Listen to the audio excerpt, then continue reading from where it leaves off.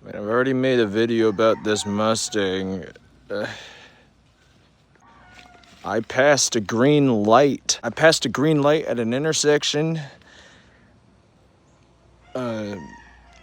Someone else was like, they were making left from the left turn lane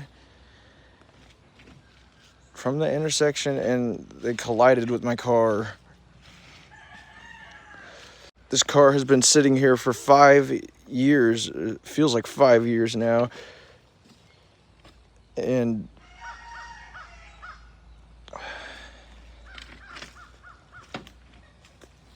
I want this fixed for free, or I want money back to get it fixed.